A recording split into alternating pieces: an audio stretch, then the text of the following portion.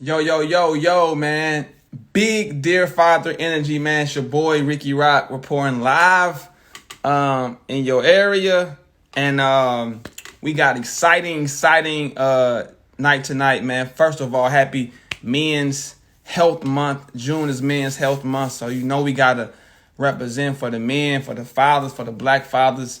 Cause health is wealth, right? So today we got cousin Jeff. Y'all might know him as Jeff Johnson. I still call him cousin Jeff. We got the Books and Bourbon gang. Me, my boy Steve, and Jabari about to tap in and talk to cousin Jeff here in a minute. So here they go. Let's see. We finna tap my guys in real quick. Jay, go ahead and send the request. I might can send you a request though, bro. Might be easier. Let's see. What's going on, black man? What's up? What's up, my guy? Chilling. Glad Black, to be here. black bearded and blessed. I ain't got no beard, but Yes, sir. am I still blessed? You still black, you still blessed, and hey, with a little bit of love and support, you could get a little beard going. Okay, that's what I like. That optimism right there. I'm gonna need a lot of love and a lot of support, and maybe a wig or something to really make it crack. But You know they got them men beard like whatever they got, a lace front for your face. yeah, I heard about that. I don't know I how bad seen you that. want a beard, but I want it not that bad. Beard gang, we got beard. Where the stubble gang at, man? Stubble gang in here, man. that's actually what I call it, fancy stubble. Fancy stubble. Hey Jay, I just sent you a request, bro. What's up, Vince? You got a bird. All these people with birds just find this is so funny. It's funny to y'all. I mean, I don't know if I can get promo on her, but I got these shirts on deck to order. No, man. With love, Man, body. life is a continuous promotion of ourselves, man. Yeah. Withlovebody.com. Hey Jay, I just sent you a request. You should get it.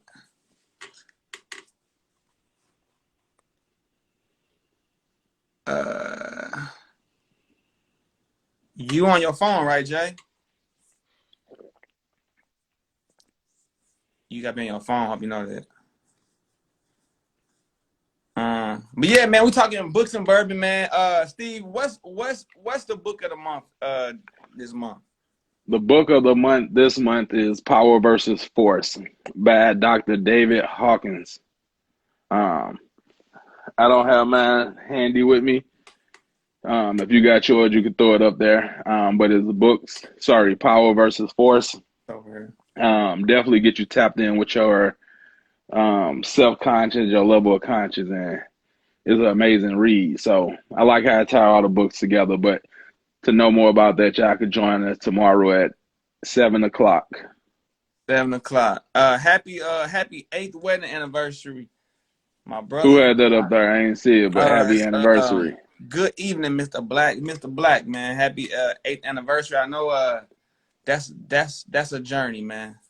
So I salute The you, good man. time, the bad time, the trials, tribulations, but through it all, it's definitely a blessing. So For sure. happy anniversary and salute. I drink to Hey, that.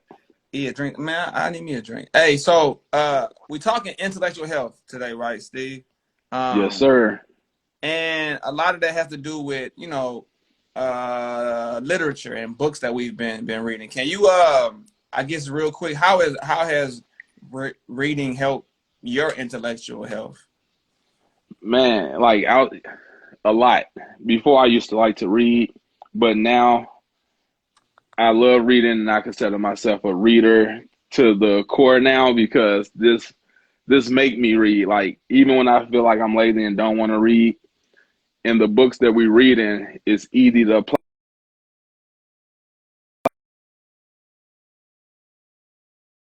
and also leave the book behind for my oldest son to read. And then my youngest son could get it after that. So I'm able to comprehend what I'm reading, make notes, and then leave it for them to follow behind. So Hmm. it's amazing. That's what's up, man. I'm a Jay. You might got to update. I'm not sure, bro. You might got to update your IG real quick or something. I'm not sure why it's not letting you.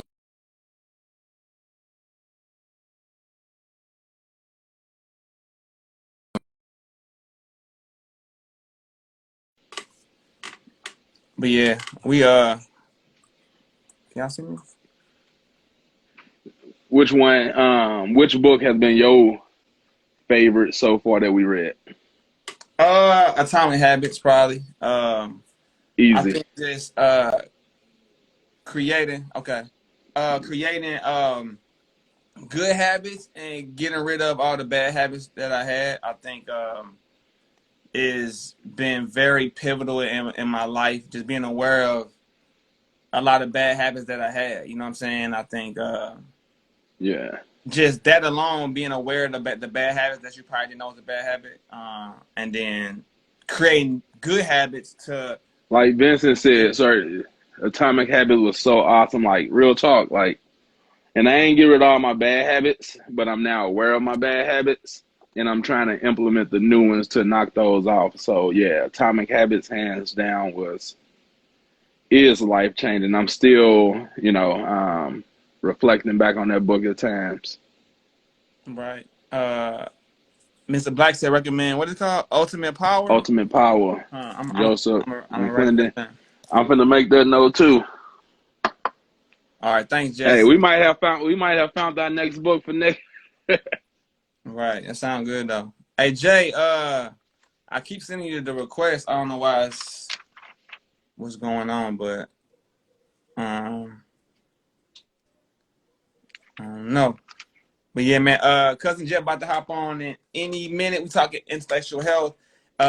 If anybody got some gems or some insight of how they've been navigating just the times, how maybe books have helped you, how just having the knowledge to do different things has helped you, kind of change your life from A to B. Keep saying request denied. I don't know.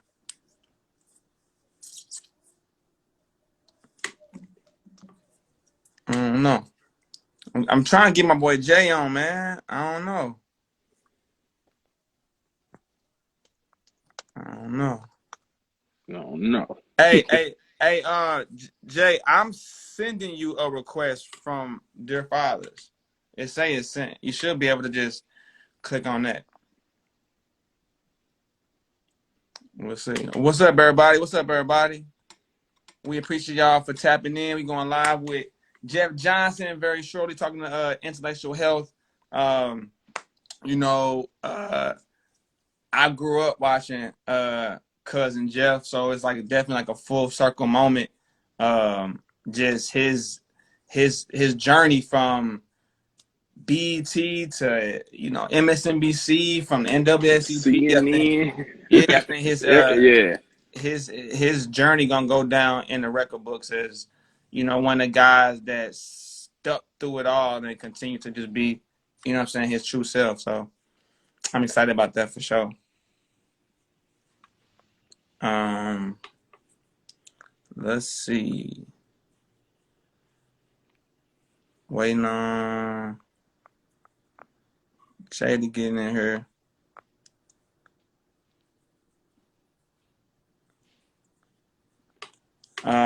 So Books and Bourbon is tomorrow, right? So we do it every second Wednesday of the month. Um, and it's a bunch of black men talking about how books have changed their life, and we pick a specific book that week, and then we make it happen. Or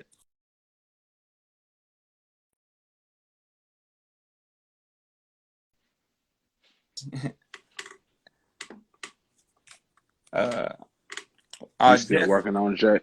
yeah. So we're I gonna, see Jeff done tapped in. Cousin yeah, Jeff in the building. yeah, yeah. Let me send them a invite. IG tripping. IG is tripping. Hey, I'm gonna send you another request, Jabari. What's up, Brad? We sent Jeff one too.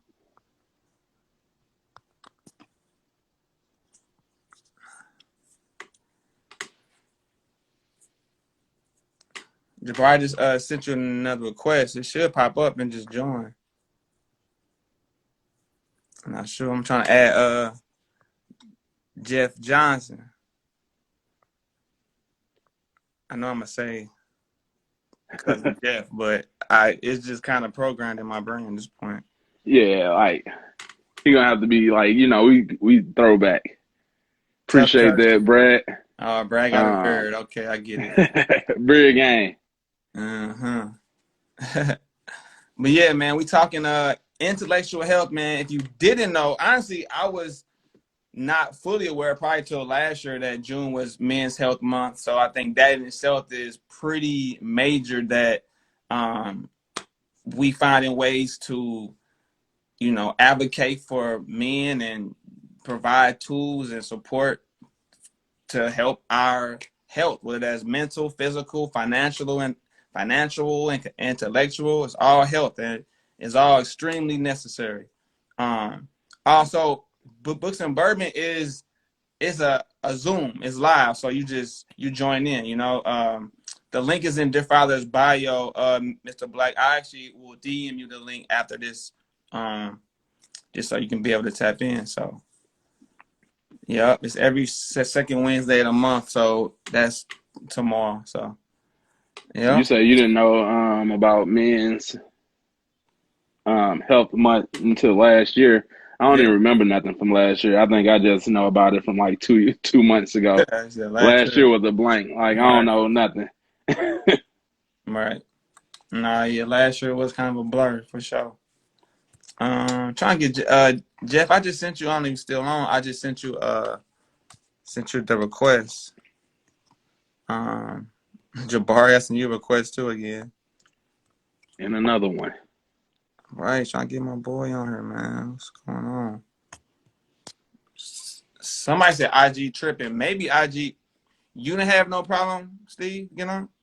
No, sir. But then again, I'm an Android user, so I probably was able to just tap right in. Oh my God. Okay, I hope we ain't got as many Android supporters as we do beard supporters and on this live, but dang, Jay. Still getting the same message.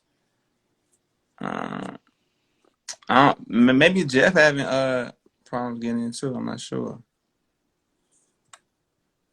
I just sent another request. What I'm about to, there you go, bruh. Glad you could join us this evening. Yeah, you on Yeah, live. so that's what I did. I actually hit the request to join. Like, you didn't send me a request. I hit request to join. Right. So, can you see me now? We can see you. You can hear me? Yep. Okay. I don't know what happened. It just kept saying it kept negating the request to join. So I had, when you sent me an invite to the room, it let me in. But the other ones, it gave me no play. Hey, Cousin Jeff said he done tried 10 times. Send him I the don't know. same I'm like, request is I he did. Cousin Jeff There tonight? What are you?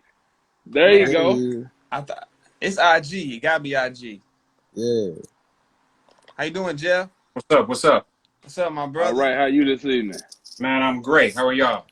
We good. Blessed. Blessed. Cheers. Well, he's black, bearded and blessed. So I guess you're black, bearded and blessed too. I don't got a beard, so I'm just black and blessed, I guess. But yeah, man, we appreciate you to join us. I'm gonna call you Cousin Jeff. Is that okay if I call you Cousin Jeff? Yeah, that's all good. Man, because I grew up on you, man. So this is a full circle moment. So I appreciate it. Yes, yeah, I'm like, I don't know how not to call him Cousin Jeff this evening. So, but yeah, appreciate man, we got your blessings on that. Yeah, man, we definitely appreciate you for joining. I'm Ricky, and I'm gonna let my guys introduce themselves. So I'm Steve. Glad to be here with you this evening. What you drinking on tonight? What you got in your glass? A little Willet. Willet? Ooh, that's that top shelf look like. It's just good, brother. It's just good. Okay. Yeah. I'm on I got my fault, Jabari. Uncle Nearest had to go black home for the night. Yes, sir. Good choice. Yeah. I'm Jabari. I'm happy to be here with an illustrious member of my fraternity, a brother that's been holding it down Ooh. for a long time. Like I've been coming home from my grandma's house, seeing cousin Jeff in the basement was it. Like that was the end all be all of him giving us what we need to know, why it's important, and what we need to do next. Cousin Jeff, you're the reason I went into political science. You're the reason I went into communication. So I want to thank you for, as a man, as a brother, as a member of the frat, for always representing, always being about business when it comes to the business of black people. Man, Frat.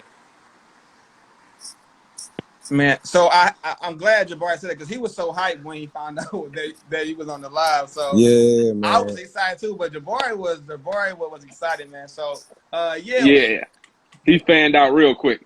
yeah, man. Listen, Yeah, But and very much what's, so. us what's, together. I'm sorry, Joe. Go ahead. no. What's funny about that is I was talking to somebody was asking me about what it was like when I first got on Rap City, and man, that was like October of 2003, Mm, and I'd never done TV before, and so it was all fun and games, but the way Tigger set it up was such that we didn't, MySpace was just, there wasn't no social media. You wasn't getting no in real time shit. It was mm-hmm. Cass was writing letters, and Mm. when I knew it was real was when my fan base was barbershop and jail, and I was telling one of my guys, I was like, "There's no bigger honor than when your fan base is the barbershop and jail, because in the two places they never gonna lie to you. Wow. Mm-hmm. All around an actor, and cats were showing love, and it was the most humbling thing ever, because when brothers show you love, it ain't no game. Mm, And so I've always, so Jabari, I say that because I don't care when it is, I'm humbled by that, because I know bros don't give you that love unless it's honest. mm, So and we need to celebrate that amongst each other, and cats like me need to say how much we appreciate it, mm, because it's nothing like having the support of black men, because black men just don't do that. So if they show you love, it's because it's real. If they show you love, it's because it's with respect, and that for me is almost like a foundation of how we even deal with each mm. other. Because often we so busy with the rah rah that we just lose sight of just basic respect and honor. Like, I see what you're doing in the world, and I salute it. And brother, I see what you're doing in the world, and I salute it. It don't matter what the title is. It Yeah. doesn't matter where you are. It don't matter how much money you make doing it. Like, I see you moving in the world with your gift, and I salute it. And I wish we could do that more often, because we'd just be in a better place. So all of that to Mm. say, all right, thank you, brother. I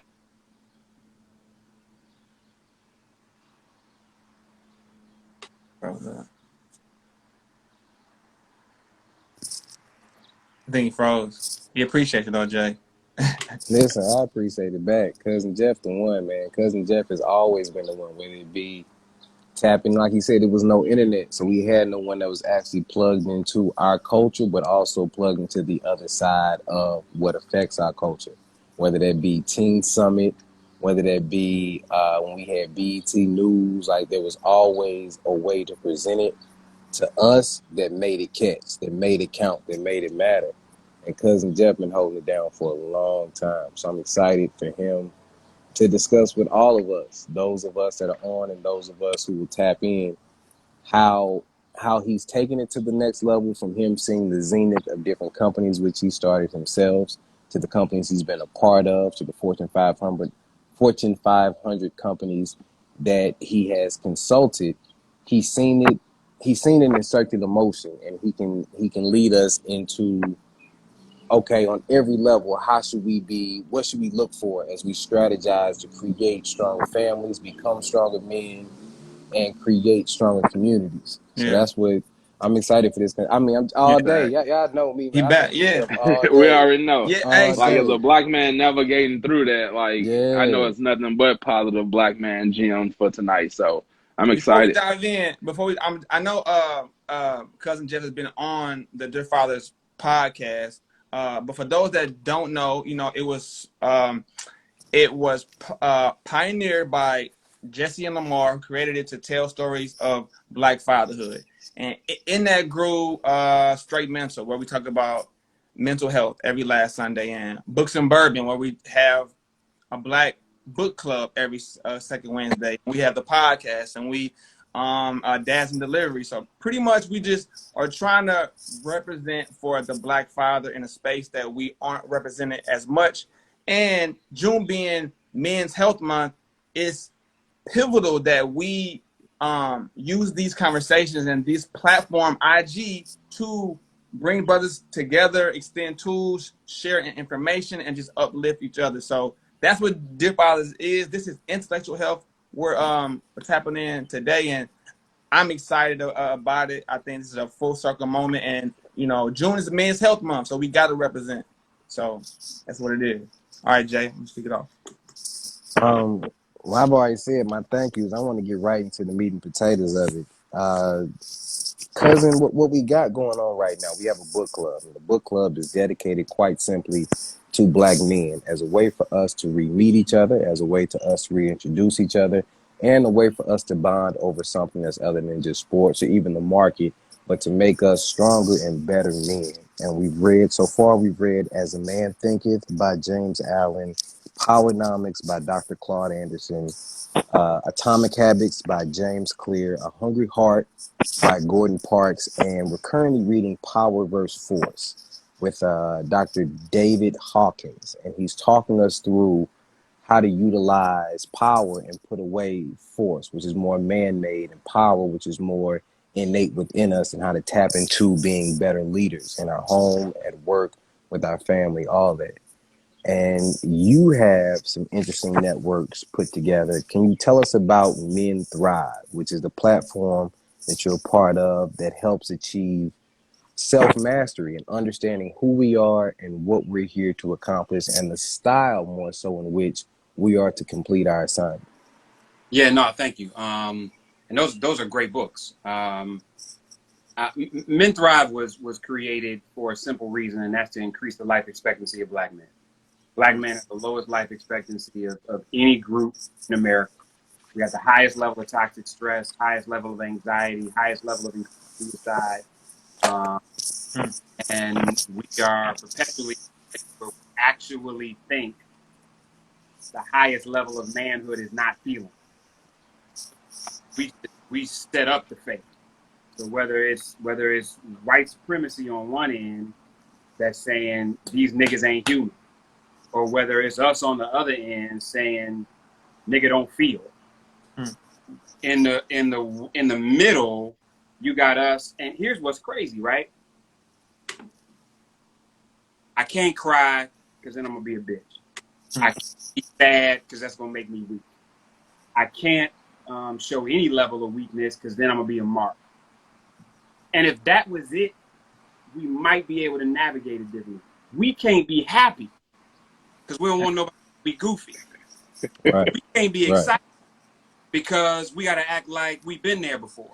Right. We can't be in love because we don't want to be in a place where somebody can take nothing from us. So it's not even, we haven't even reduced our feeling from a negative perspective. We've reduced our feeling because we said, if I don't feel, then can't nobody get me.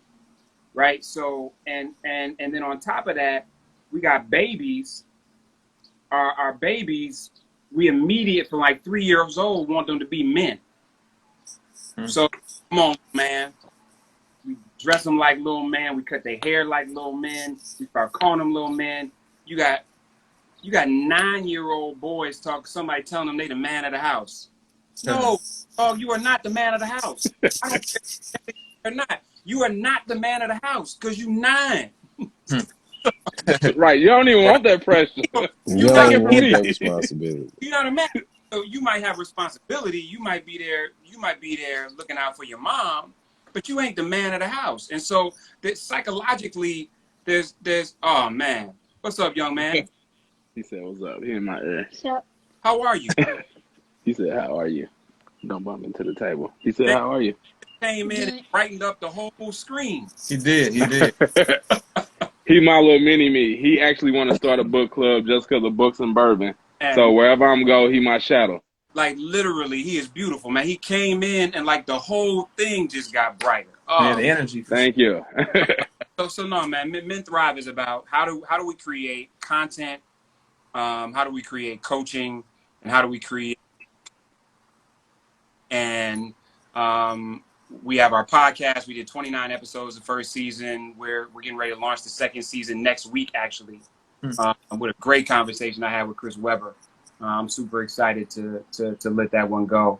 We're launching a coaching platform that's straight text coaching that's really attempting how do we disrupt our stress and anxiety with brothers in a way that isn't requiring you to go through a long course, but literally is just like, how do you breathe?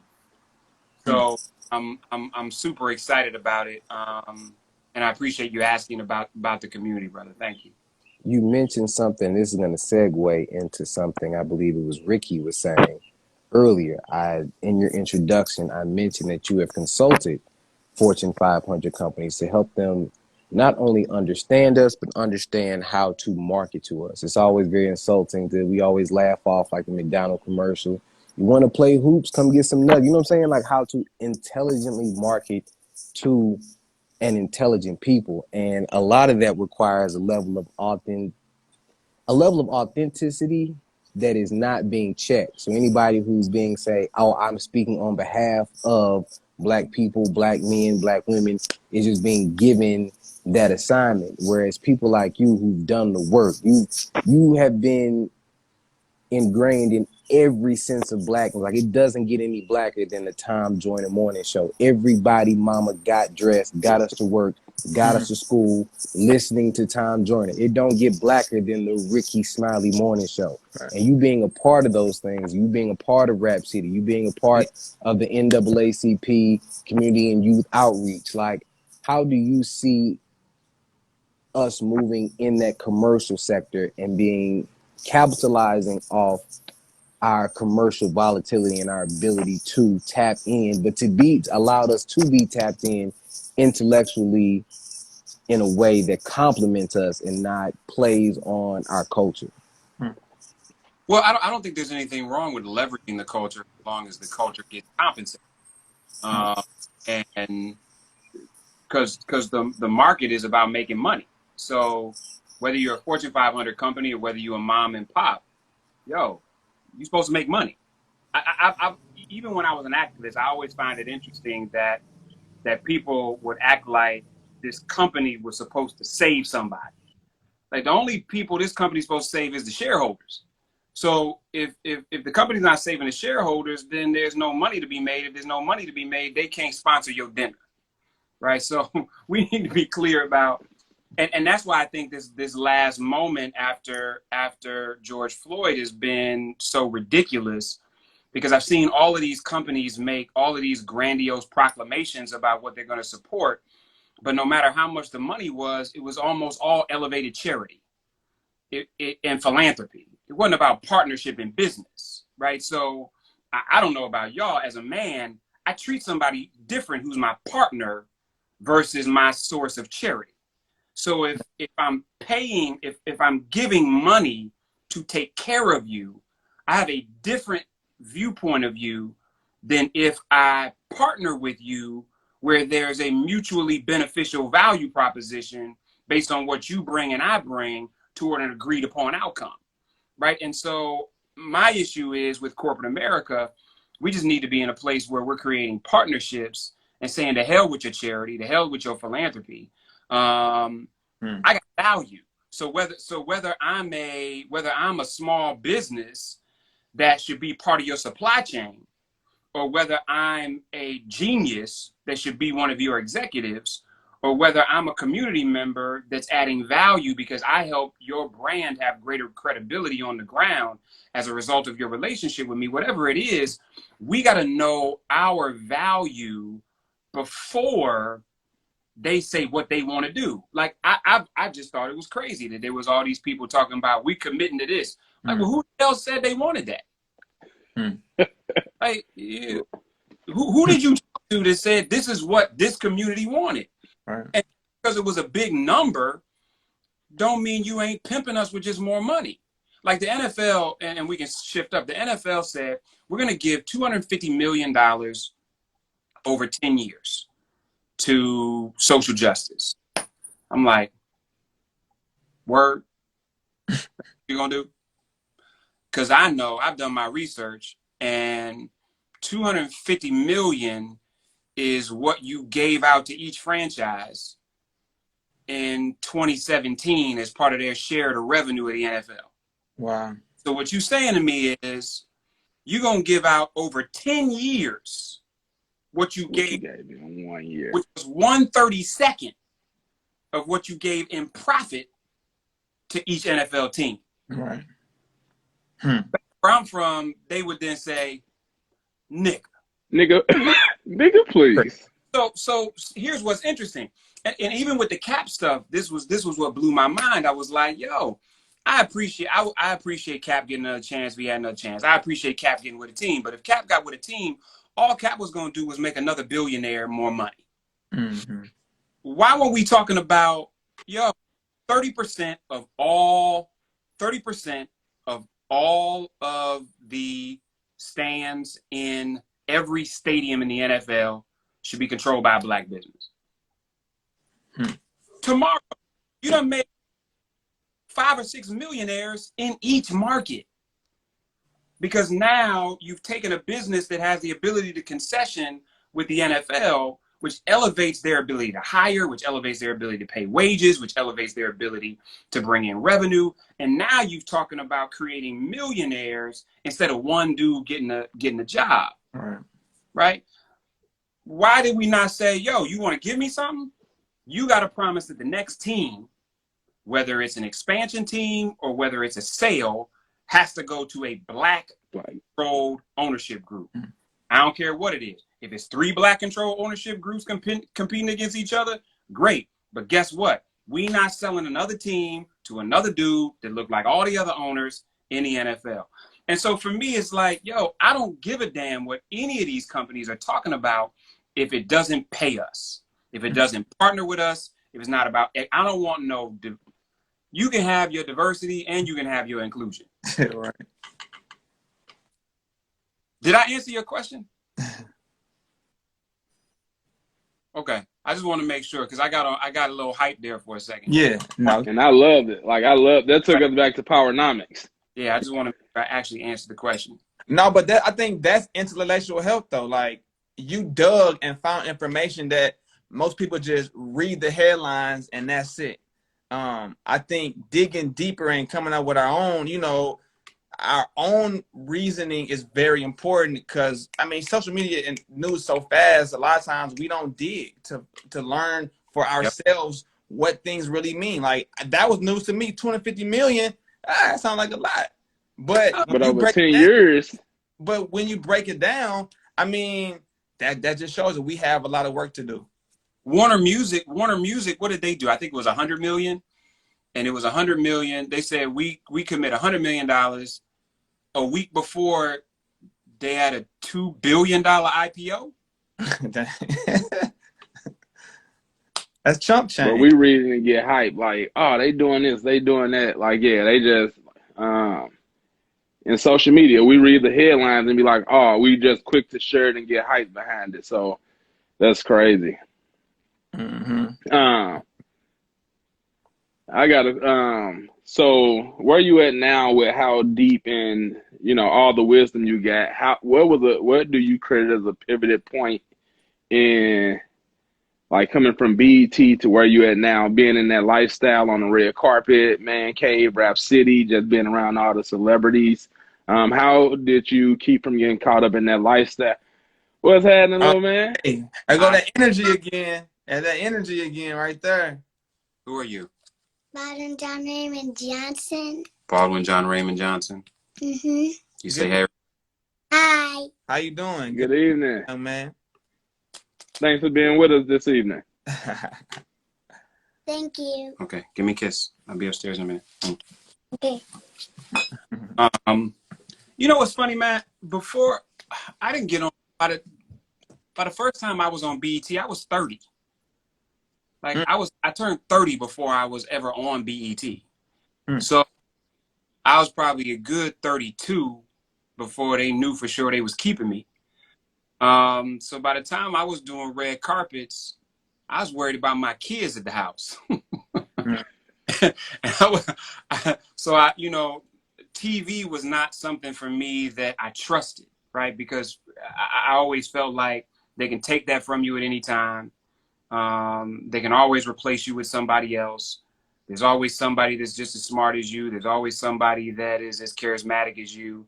And these folks are sharks, man. They'll take it. So I was always, I don't think I gave, if I'm honest and I could do it all over again, I would have invested more in what I was doing on air.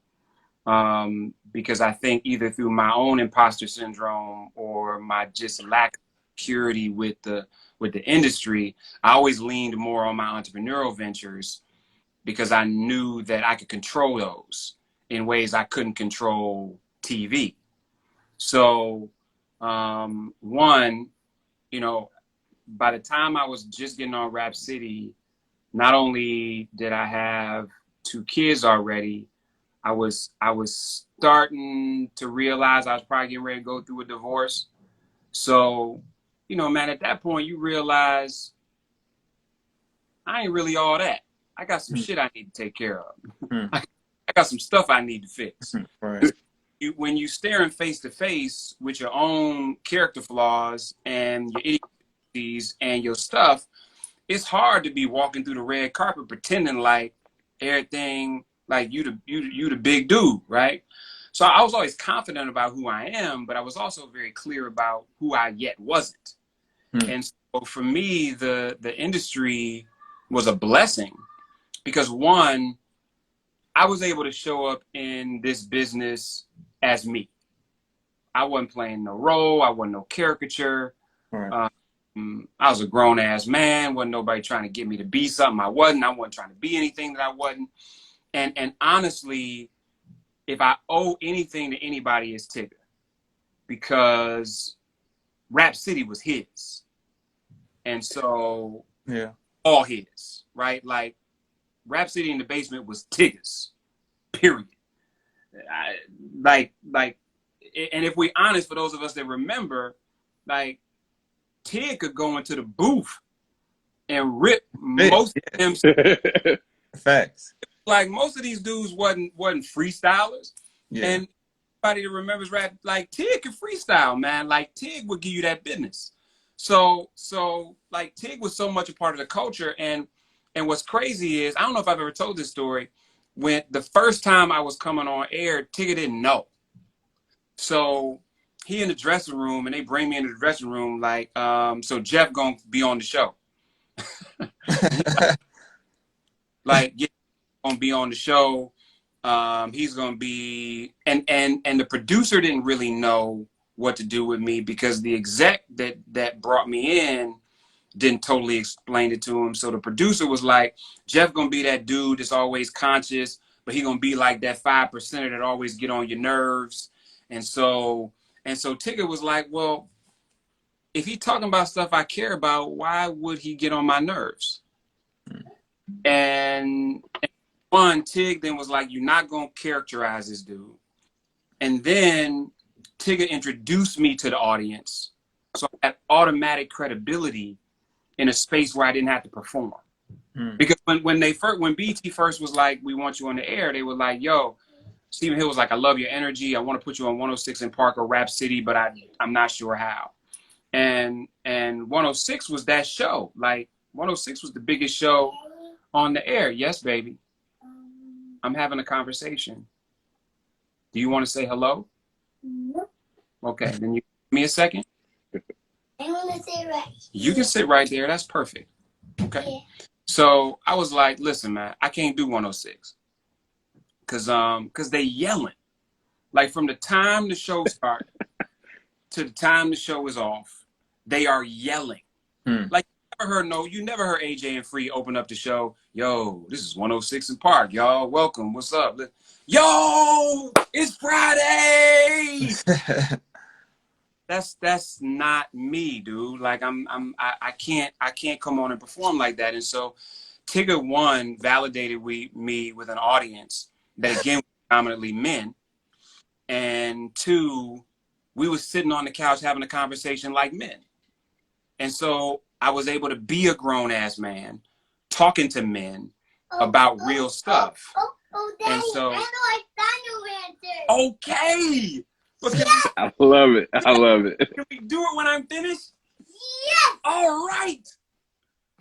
You gonna go upstairs with mommy? I'll be upstairs in a minute, okay? Okay. All right. I don't know, Jeff. It seemed like you could have been on 106 now. Right. That dad energy hit different. Different doing that into a camera versus doing that to a 2-year-old who energy I'm responsible for helping to feed. Like, so you know what I'm saying? So I say all that to say I was really blessed. I was blessed by the opportunity to be myself. I was blessed to be able to have real conversations about real stuff.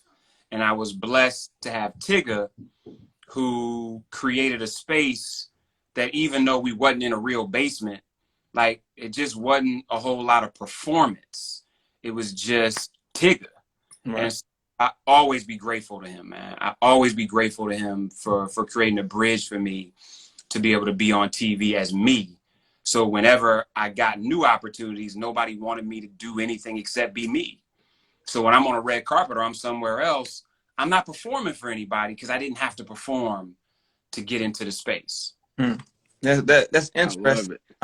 And you kind of touched on what I wanted to ask you for. I think it would help because, you know, here at Dear Fathers, we tell stories of Black men and Black fathers. A lot of times I feel like because it can help that next Black father learn the wisdom to not have to make the same mistakes that we've made or, you know, you've made. But you had a quote. You said, I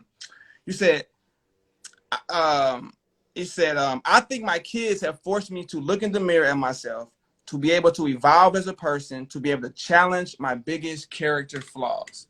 So my question is, because I feel like I've recently became aware of my character flaws.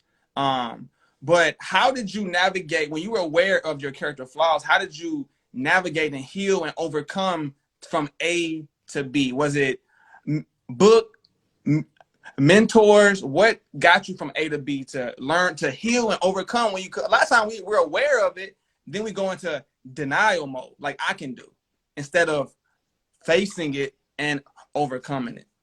Oh yeah, if I'm being totally honest, I didn't first go into denial mode. I went into camouflage mode. I wasn't denying it. I knew what my character flaws were, and then I was overcompensating for it so that I could live a life that I wanted to live versus a life that I was called to. And so I remember those times clearly, man. It wasn't like I didn't know, and it wasn't like I was running from it. Most of us know. Like, denial is different than deception. Right. So there are times when we're deceiving other people because we're clear about what our character flaws are. And then there are times when we're in denial because we may not want to admit it. But most brothers I know, they know. They just like, it would be more convenient for me to pretend like I don't know, but pretending like you don't know is not denial. Pretending like you don't know is deception. And so denial is, I know I'm a liar, right? Denial is, I ain't really a liar. No, I don't believe it. I'm not that. Right. I'm not a liar. Deception is, I be lying like a motherfucker. But I ain't gonna tell nobody. I'm gonna overcompensate by telling the truth about as much as I can. So when I lie, it don't really seem like I'm lying, right? So most of the brothers I know, when they're navigating character flaws, is more deception than denial, because those character flaws often are tools of selfish aspiration, right? So I can get the stuff that I want through those character flaws, versus doing the hard work to be who I'm supposed to be, and as a result have the things that I've been called to have. Versus it's like, have y'all read Akbar yet? Mm-mm. We have not. Akbar wrote he talked about male, boy, and man. And male is obviously, if you're born with a penis, you're a male. Boy is, I recognize that there are people around me, but all of those people were sent here to serve me.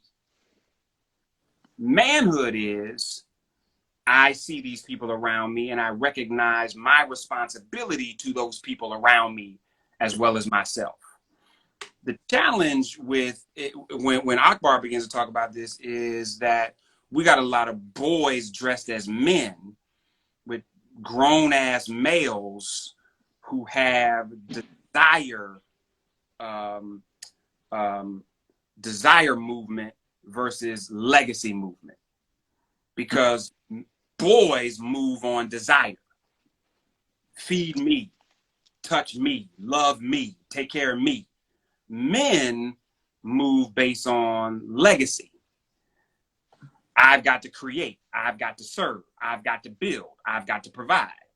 And so I knew in the greatest place of my character flaw that I wasn't yet a man, because I was operating on my desire versus operating based on my legacy.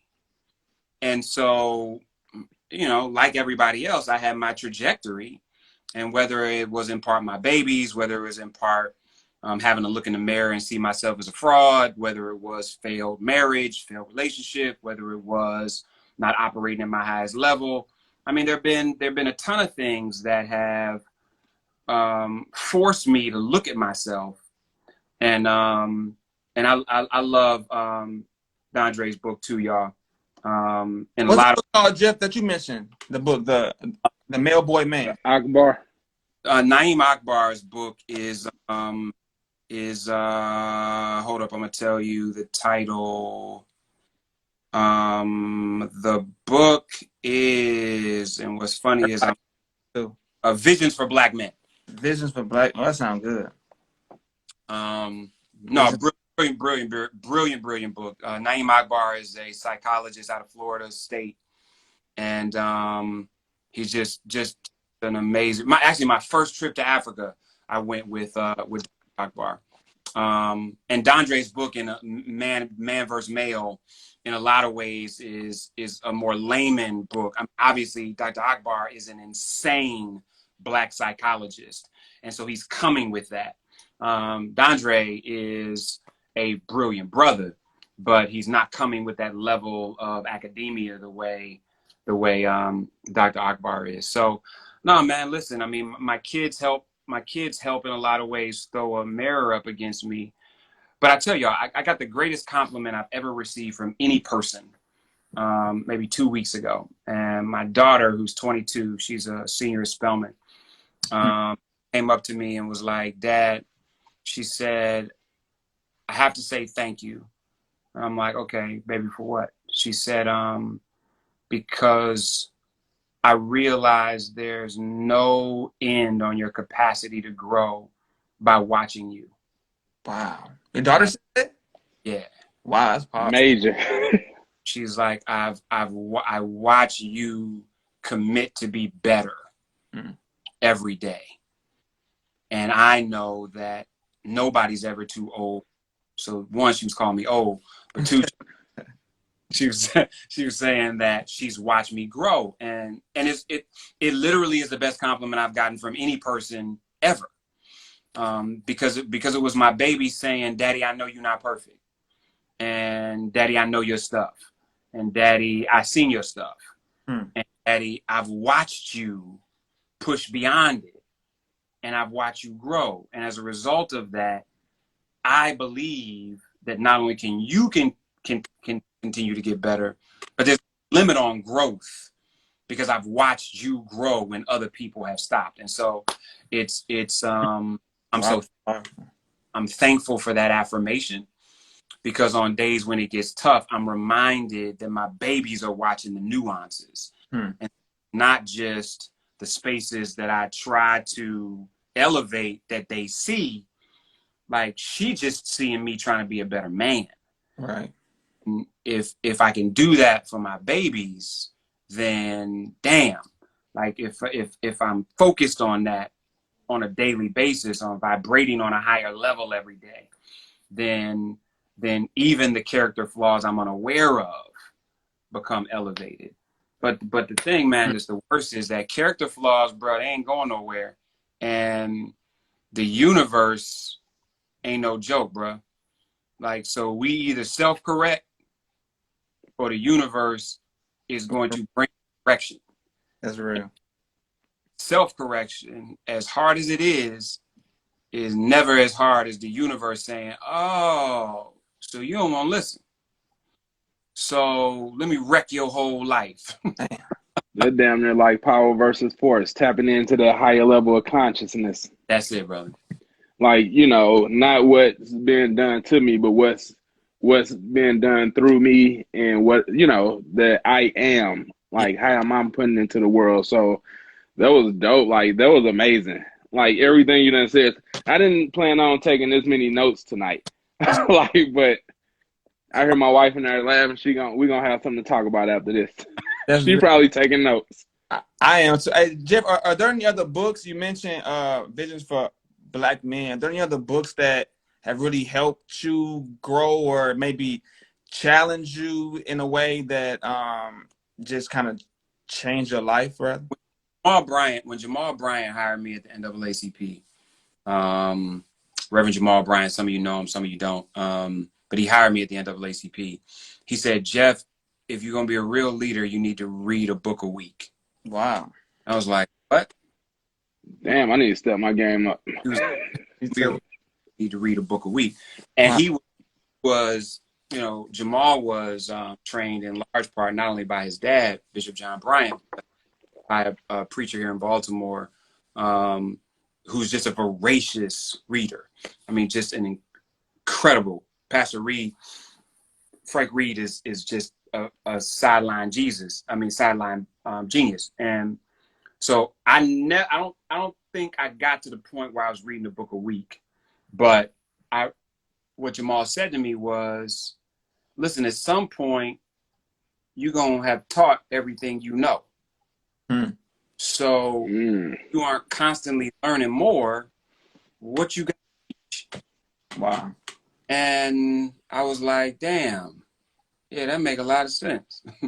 So The Alchemist, I read it once a year. Those are my favorites. It's right. It's a simple fable. And every year I read it, I see myself different in Santiago's journey. So when I read it last year, I may have been with the glass maker, where I'm like, yo, what innovative can I bring to somebody else to taste stuff? Or at another time, I may have been at the Oasis, and I'm like, I want to hold on to a relationship so bad that it's blocking me from where I need to go next.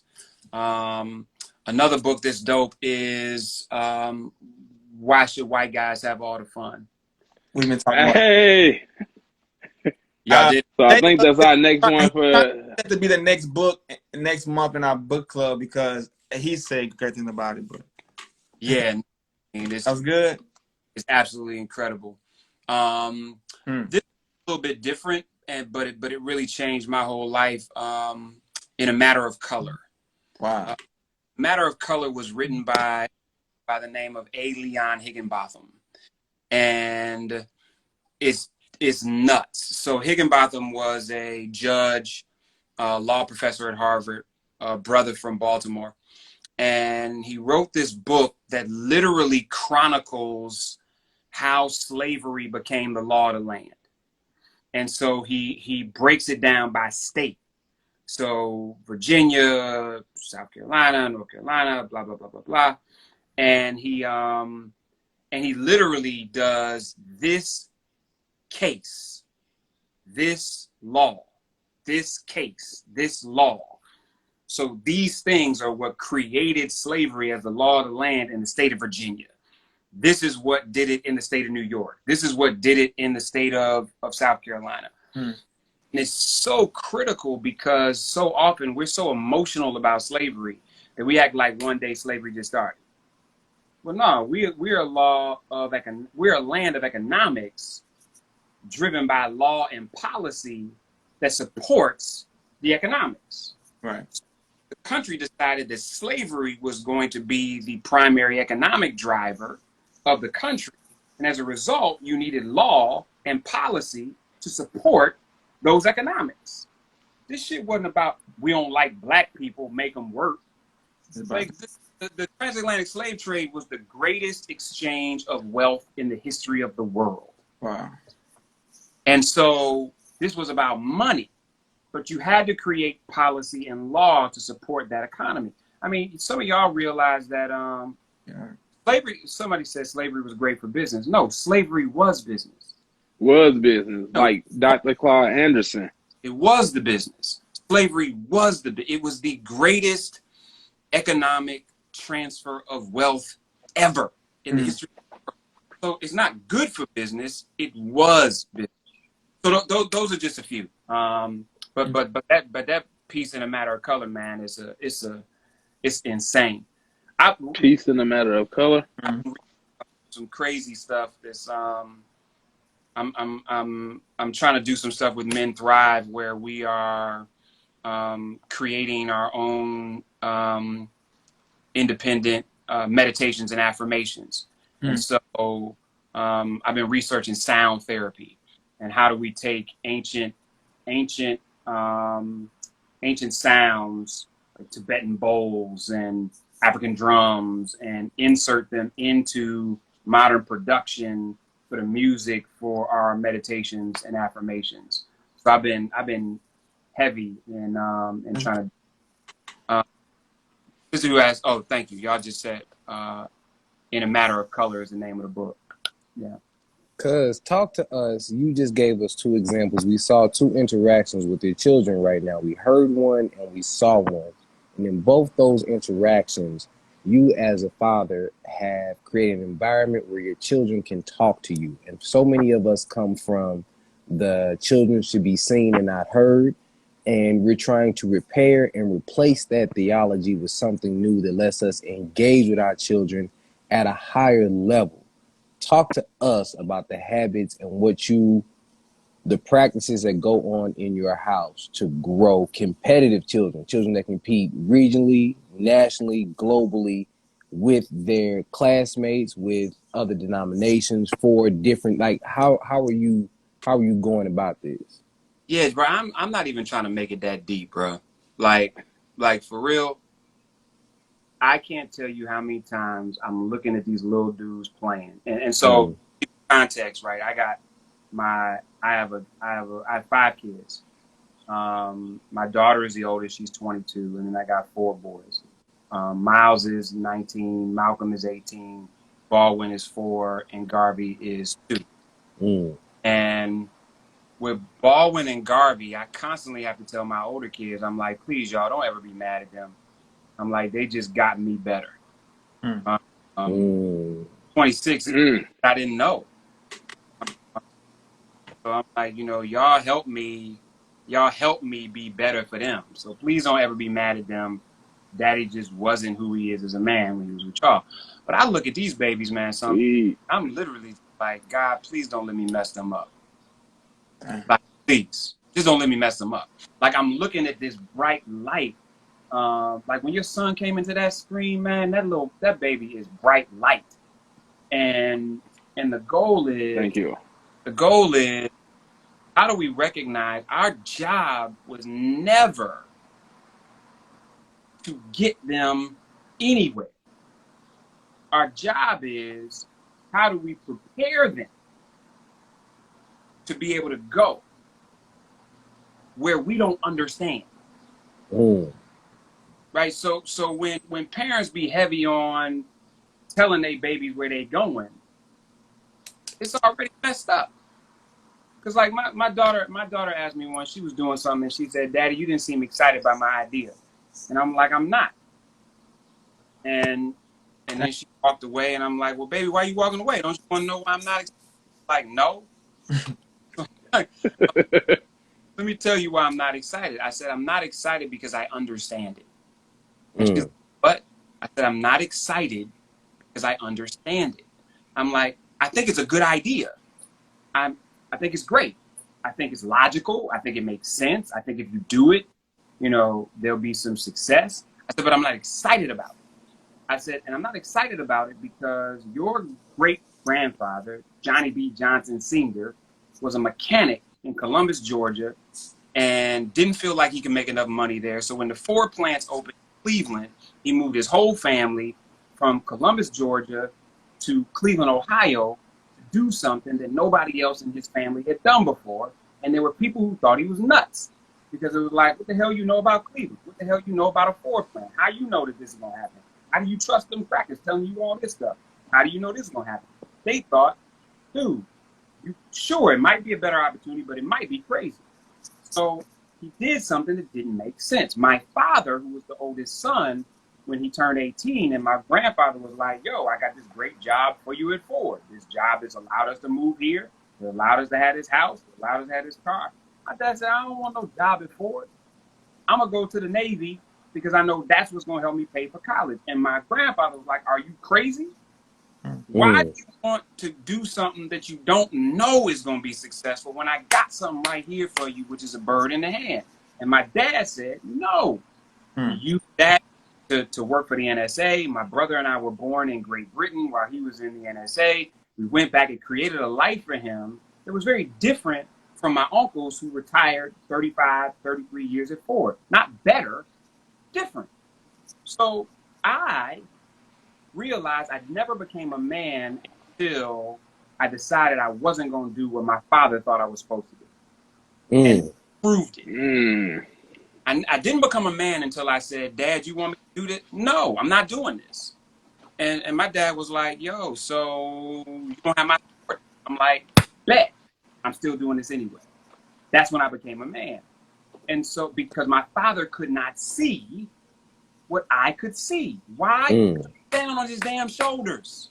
So if my father is standing on my grandfather's shoulders, so he can see that Ford is not for him, I'm standing on my dad's shoulders, which means, dog, what you see is not for me. So I'm excited about what you say you're doing until I don't understand it because you're standing on my shoulders looking at shit I can't see. So for my babies, that's how. Because all I want them to do is be able to get to a place where when they get to the shit that they can see that I can't see, they're not relying on me to tell them it's theirs. Mm. That's Damn. that's your Damn. No. That's like that can only be curated right if it's in a part of your lineage, right? I mean, No, none of them knew what they was doing. right, Like, wasn't no 6-year strategic plan to move to Cleveland to work for Ford. right, Like, this shit might be better. right. My dad was That's like Gordon Parks' book. my dad when he And Gordon that's Parks was winging it. when my dad got Winging it. Navy, he was digging ditches for the phone company. And when he was digging them ditches, he was like, why am I digging these ditches when I have naval intelligence training? Huh. Let right, me see. Oh, I can apply for the NSA. That wasn't no plan. right. It was, I got to do something different. My dad and I, very close relationship after I became an adult. Um, he was present before I became an adult. We got close after I became an adult because, grown men didn't have I know how it is. children friends. Yeah. Right.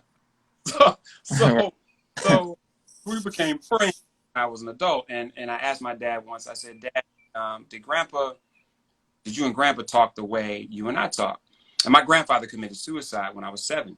I'm sorry to hear that. Went blind into incredible depression and committed suicide. And my dad said, I go out to the garage and I wait until your grandfather asked me to pass him a tool.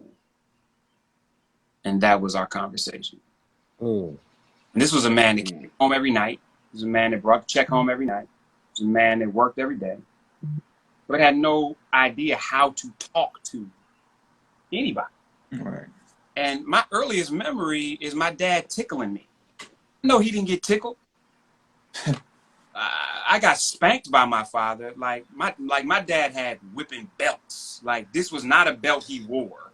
This was a belt that was kept in the closet because when it was needed, it was We're gonna instill discipline with it. wrapped around his hand so that it would effectively be used to whip me. So like there was some old school thing going on there. But my greatest memory of my father, my father had fourth stage cancer for 7 years, and lived with my wife and I for the last 2. What I miss most about my dad is the feel of my dad's beard when he would kiss me goodnight every night. I don't know where my dad learned that. Like, there wasn't no blueprint for that. He didn't have no blueprint from a man who committed suicide because he didn't have enough emotional intelligence to know how to say what he needed so that his family could respond, to a man that hugged me every day and kissed me every day when he didn't see it. That was not no lineage. That was, how can I be revolutionarily better than the men in my family? Not because I don't like them, but because I know that there was shit that they didn't know how to give me. So I gotta be that. Right? So everything my dad didn't know how to give me, I give him grace, dog. Because the stuff he gave me, that my grandfather didn't even know was stuff a man could do. I love my father for everything he wasn't because of everything he was. So I look at my babies, I'm just like, yo, Baldwin, what you thinking, man? And this will tell me, because it's gotta make sense to me, right? That's the thing. We so busy trying to make little kids make sense. Little kids ain't supposed to make sense. It's supposed to not make sense. Like if you got a kid, if you got a baby 2 or 4 years old and everything they say is logical, something is wrong. Baby genius. Something wrong with that baby. Like, I love when Baldwin be like, Daddy, guess what? I'm like, what? He was like, because he loves snakes and animals. And he was like, I was just talking to these king cobras. I said, yeah, where were they at? He was like, on Mars. I said, yeah, how did you get there? He's like, I walked around the corner. Dang. I'm like, yo, you got to teach me how to get to Mars by walking around the corner. Because I knew how to do that before. And so it's like we do story time. We read a lot of books, but story time is the best because now it's us creating a story together. Some of y'all on my IG, I have the son where you told him to ask you a story, and he straight. He said, Garvey, he point said, of time. tell me a story, Daddy. Yeah. And I said, well, what do you want to tell a story about? He was like, he said something about magic snake or something like that. And I'm like, well, tell me about it. He said the snake saw something. I'm like, well, what did he see? He said he saw a lion and a tiger and a bear. I'm like, for real? I said, what did he do? He said, ate him. And I'm like, dang. And I'm like, then what happened to him? Like, then the snake died. I'm like, he died? He said, yeah. I said, well, why did he die? And then he's like, because mommy said, don't say die. Said die. And the beauty is, like, we'll do bedtime stories where the 3 of us will do stories together. And it's like, I start, Baldwin will chime in, Garvey will chime in, and it ain't got to make no damn sense. It literally is just, how are we encouraging their creativity? How are we encouraging them to see the things that we can't see because we're so logical now that we've dumbed ourselves down while they so brilliant? And how do I just talk to them? How do I talk to them like regular people, but simultaneously hear their heart? Because I want my boys to feel. So we have something to say regularly. Baldwin might start whining, and I'd be like, "Yo, dude," I said, "There's no power in what? There's no power in whining." I'm like, "Well, where's their power?" In my words. I'm like, "Then use them and tell me what you thinking." I got a 1-year-old. I'm stealing the hell out of that. Ain't no power in whining, bro. Then he'll start talking to me. But I don't. I'm like, "Baby, you hurt?" "Yes." "All right. Well, come here. Let me love on you." Right. Right? Because I don't want my sons to be afraid of their humanity. I don't want them to be afraid of their humanity, and feeling is their humanity. So I have 2 boys. One King. Long-winded answer to your question, man. I apologize. That's what No, we but needed. those That's what dope. we needed. Like I have a 15-year-old and a 9-year-old, both boys, and I let them know like if I chastise them or they'd be like, no, you could be angry, but just know how to direct it because that's a feeling, that's an emotion. But you got to learn how to direct it to something else. Like my dad just chastised me and chewed me out about doing something wrong. I'm gonna have feelings and be mad. So I'd be like, what, you mad at me? He'd be like, nah. I'd be like, yes, you are, because I'd be mad at me. So, but it's just knowing how to direct that into something positive. And we got to shift that, though. Like, yeah, you got to shift it. Like, but if iron sharpens iron, why do I have to be mad at your correction? Yeah. And that's one thing I'm letting them know. Like, I'm doing this out of love. Like, where were you wrong at? And I'm big on talking to my boys just because I lost my dad at an early age. Well, right there when I hit adulthood, 22, he was murdered.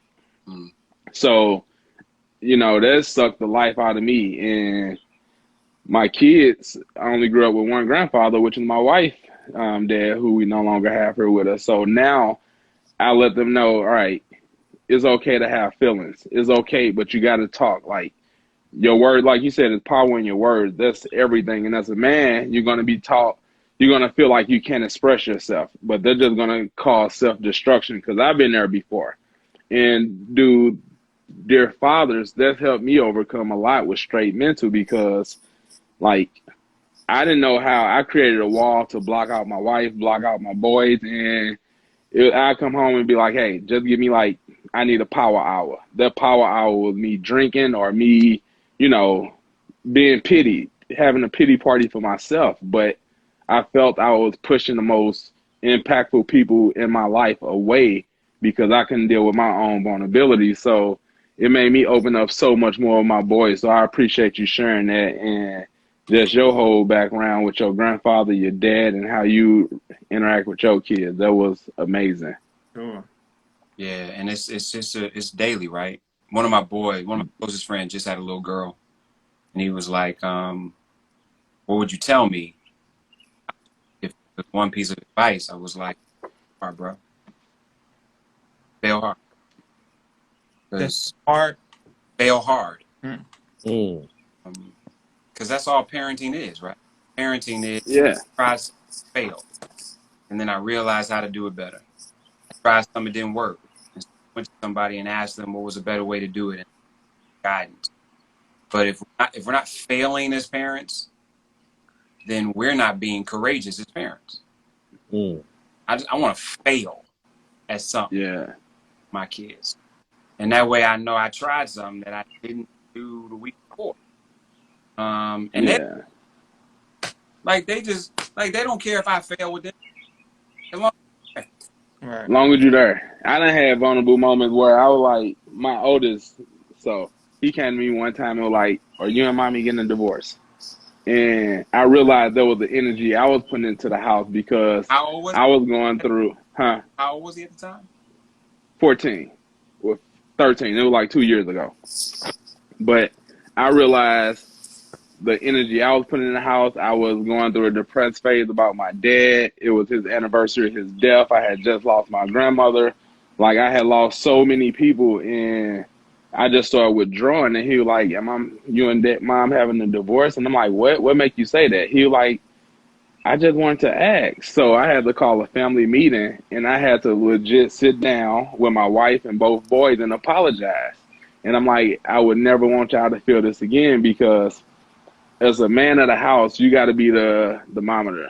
You got to be the thermostat. You got to adjust the temperature."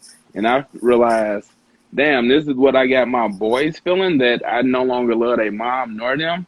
So it's them vulnerable moments that I credit to the relationship I got with my boys now, to where I feel like we could talk about anything, and I want to have that relationship, like, especially with my 15-year-old now, because he be trying me. Like, he be trying me, and I let him know, "Hey, I don't expect to say this to your little brother, because he gonna look up to you more so than he look up to me, because he gonna be like, damn, this big brother, this daddy." So it's like, it's fell in this process, it's communication, and yeah, this, like, tonight been amazing. I definitely feel more intellectually healthy. That's for sure. One. I have two younger girls, 3 and 5, and one thing that really touched base with me, honestly, just about I'm a drink for you. Yeah, thank you, I appreciate that. Allowing them to be illogical sometimes. Like, I feel like sometimes I've never thought of it like that. Like, it would be a little weird, not weird, but I feel like I haven't been letting them be them true selves because I have an expectation. I know that's totally wrong, and I'm dealing with a lot of traumas from my father, and trying to be who my father wasn't has caused me to be a little too straight and narrow sometimes, because I don't want to miss something, or I don't want things to fall astray, that I've been too this way. But you made me look at it more broad, more like, it's okay to fail. I don't have to be perfect. I don't have to be who my dad wasn't. I gotta just be me and allow my kids to be them as well. So in that, I feel much more intellectually healthier, Jeff, and I really appreciate you, my brother. But yeah, man, I ain't gonna hold. We gonna hold y'all all day, man. Go ahead. What are you most excited about being dads right now? You said what? What has you most excited about being a dad right now? Dang, that's a good question. I Well, also hey, look. go ahead. Yes, Steve. Yes, Steve. No, you go ahead. Okay. Give me more time. I need to drink and think. I think just every day is something new. I feel like just everything. I feel like I'm more aware. Honestly, initially I was scared because I was immediately aware of the things that I lacked. But now I'm excited about, it's cool. I lack. I have flaws. Sometimes I ain't shit. Sometimes I make dumb decisions. But that's okay, because of my daughters, they forgive me like that. Like, in the Bible, it says, like, forgive like a child, I believe, or love like a child. They love me. I could yell at them this second, next second, they love me and forgive me. I'm excited about that type of genuine love that I feel I never really had.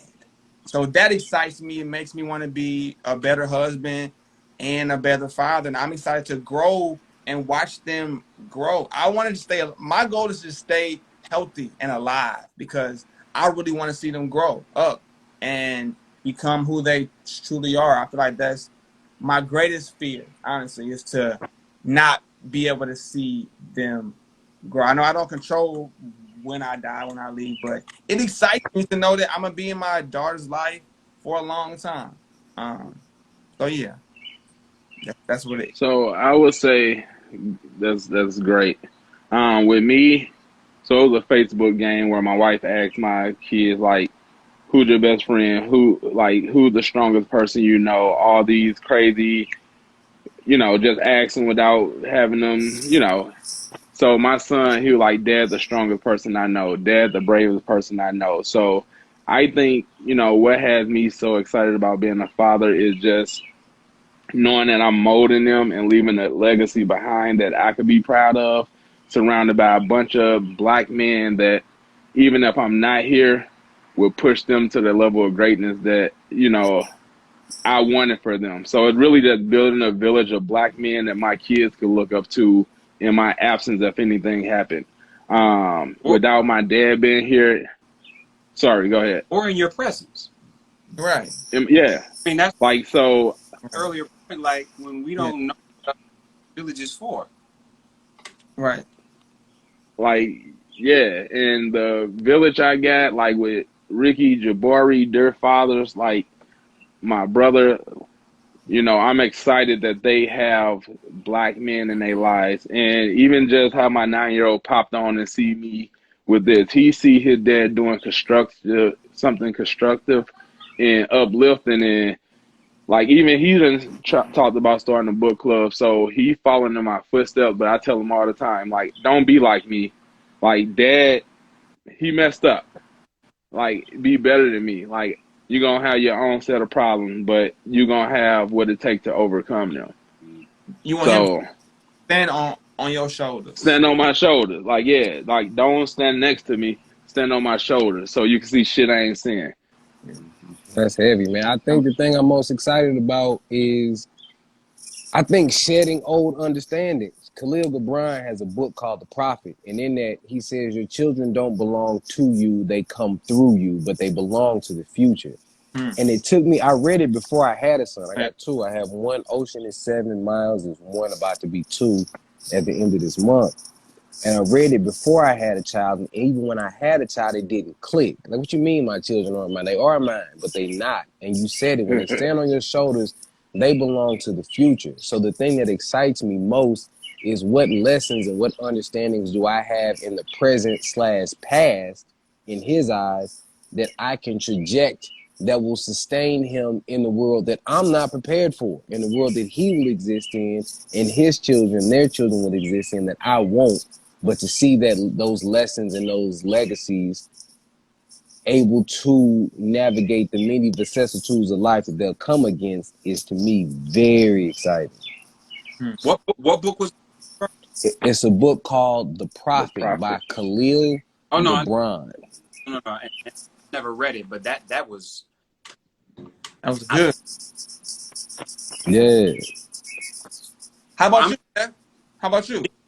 What excites you? um I'm excited. I'm excited in a lot of different ways. I got kids, um, like my daughter. Somebody was like, raising boys is not easy. Um, I, um, like I think boys wake up. Like what's like, like I know my teenage boys, they wake up like, yo, What's to eat? some dumb shit we could do right now. Exactly. And I'm not even mad at them, right? Because I did that. My daughter is on some different stuff though. Like my daughter is like, how can I wake up and make the world better? Or how can I wake up and make daddy's life better? Like, you know, oh, um, I think I'm excited about learning from them because they teach me so much. They teach me a lot about me, teach me a lot about the world, they teach me a lot about uh, like one of my commitments this year was I want to have childlike joy Mm. because watch these little dudes, man, they having a ball, and I'm like, just for no reason. And when I'm with them, I have a ball. But I'm like, why do I not have this kind of joy when I'm by myself? Hmm. And normally, Mm. because I know I'll do some dope stuff and I'll never celebrate it. I'll watch things happen. I'm like on to the next. And so I want to have childlike joy at least once a day. And that's a reflection of me being excited. Also, I'm also excited about my ignorance. like really fucking excited about the shit I don't know. And like every more excited what I don't know. Cause like that leads me to be curious. So like I'm in like, well, what is that? Well, why you do that? Well, what does that mean? Well, show me how it works. And there was a time when I would sit back and be like, you know that already. I seen that before. Yeah. I'm gonna go look at that later when nobody's looking, so I can research it on my own instead of sit here with this genius who's doing it and ask him the damn question. Yeah, that's real though. I'm excited right about my ignorance and as it relates to me being a daddy, because that is what has me talking to dads, and that was why we created Journacy. Journacy is another company that I have, and Journacy of the future, journey, and legacy. We support every dad's journey to create legacy for their babies, and it's a company created just for Black dads. And so, in talking to dads, I realized like it's two things that dads have. They have what they know how to do, what they want to learn. Period. I need to learn how to do this, and it's right. I'm confident about the stuff I know how to do. And now I'm excited about the stuff I need to learn how to do. And if I can create a community of men committed to teaching what they know and being excited what they don't, so now they're excited about other brothers who can teach them what they don't know, we've created a community that's based on equity. So like in the Journacy community, you're never allowed to ask a dad what he does. Don't matter. Listen, I know millionaires who got the most amazing title in the world, and they some shitty ass dads. And I know some dudes that don't got a pot to piss in or a window to throw it out of, and they babies feel safe. Right? What you don't matter when it comes to daddy. So in this journey community, you can't. Don't matter what you make. Don't matter where you work, don't matter what your title is, don't matter where you live, don't matter what you drive, don't matter what school you put these babies in. What matters is, are you a daddy and how you daddy? I love it. Hey, so I love it. On that note, Jeff, however, us at We Are Dear Fathers can help support and partner with you going forward, I think just, the agenda to empower Black men and create this community, I believe is what we're all here for, man. And just we would definitely be in touch, man. We appreciate you more than you know. Us at Dear Fathers were extremely excited. We have books in Bourbon tomorrow. I don't know what you're doing around 7, but we're kind of just we're going around. I know we took a lot of your time already, but we would love for you to tap in one month to the book club, man, because you just got gems, and this was super fun. I promise I'll do it next month. The brother who I told you just had a baby. Okay. Actually going to see him tomorrow and meet my niece for the first time. Congratulations. So, sweet. Boy. I don't know what I'm more excited about. I don't know if I'm more excited to watch him or more excited to hold my niece. But either way, I'm about to dive into my dear father community. There you go. There you go, my brother. We appreciate you, man. I really, y'all, man. Thanks for this. I actually needed this conversation for me in a real way. The just communing with brothers. It's been a crazy week.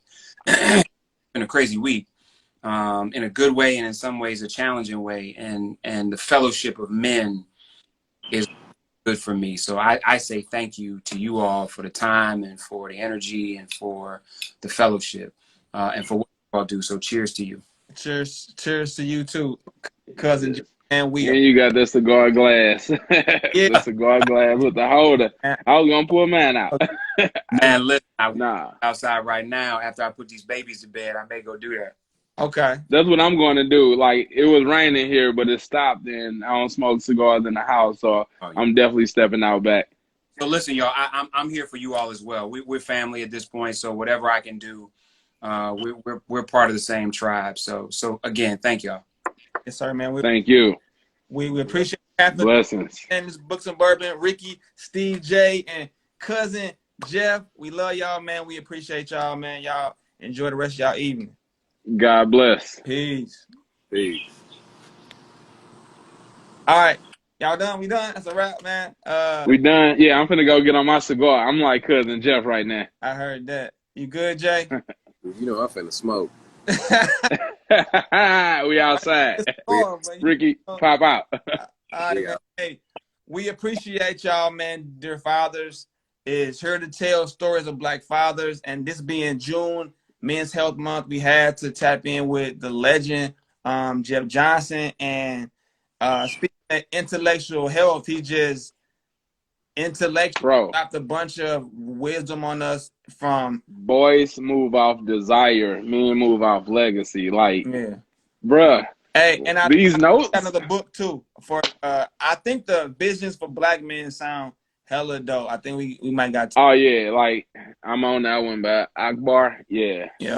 Once we get off, I'm ordering that. Need it. All right. So we appreciate y'all. Y'all could have been anywhere, but y'all was here with us tonight. Thank you again, cousin Jeff. Love. Tomorrow, Books and Bourbon. At 7 p.m. The link is in the bio, or just DM and we'll DM you the link. Eric, if you free tomorrow, bro, we'd love for you to join. Me you can go at it again in a very constructive way. No, Eric, I'll tell you one thing about Eric, man. I appreciate you, dog, because you are yourself and you say things how you feel. Like a lot of times as men, we don't want to challenge something because we don't want to ruffle feathers, dog. But that uncomfortability is how we grow, man. So I want to tell you, I appreciate you, dog, for being who you are and creating these situations where we all can grow, man. So please tap in tomorrow if you're free, or next month, because cousin Jeff did say he tapping in next month. I'm gonna definitely hit him up like, hey, bro, remember you? Hey, hey, cousin, you remember? All right, y'all. I love y'all, man. All right. Love y'all. Be easy. Peace. 1.